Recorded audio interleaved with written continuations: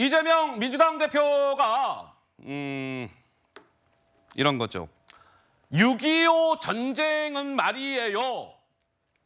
이러했기 때문에 전쟁이 일어난 거 아닙니까? 라고 최근에 이야기를 했는데 그것과 관련해서 한동훈 비대위원장은 개탄하지 않을 수 없습니다.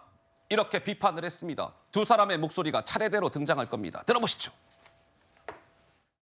수백만이 죽고 전 국토가 초토화됐던 6.25 전쟁도 어느 날 갑자기 우연히 일어난 것이 아닙니다. 38선에서 크고 작은 군사 충돌이 누적된 결과였음을 결코 잊지 말아야 합니다.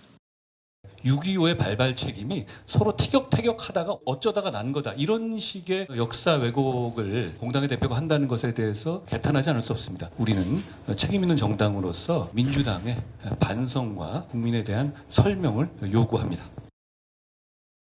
자, 일전에도 지난달 19일이었네요. 이재명 대표가 우리 북한이라는 표현을 쓰면서 김정일, 김일성 주석의 노력 이 발언을 해서 약간의 이제 논란을 빚은 바가 있는데 12일 만에 그러니까 그제였겠네요. 지난달 31일 날 신년 기자간담회 때 6.25 전쟁은요. 남북 간에 이런 군사적 충돌이 있었는데 그런 것들이 하나, 둘, 셋, 넷 이런 것들이 누적된 결과로 6.25 전쟁이 일어난 거 아니겠습니까? 이런 취지로 이야기를 한 거예요. 한동훈 비대위원장은 개탄스럽습니다. 이 대표님. 이렇게 이야기한 것이고요. 우리 김현주 대변인님은 좀 어떻게 생각하세요? 지금 이재명 대표가 대한민국 제1당 공당의 대표이기 때문에 그가 가지고 있는 대북관, 안보관은 상당히 중요합니다. 왜냐하면 이미 대선에 출마도 하셨었고 앞으로도 출마하실 거라고 생각되기 때문에 지도자가 가지고 있는 안보관이라고 하는 것은 어떻게 보면 국가의 기초라고도 할 수 있을 텐데요.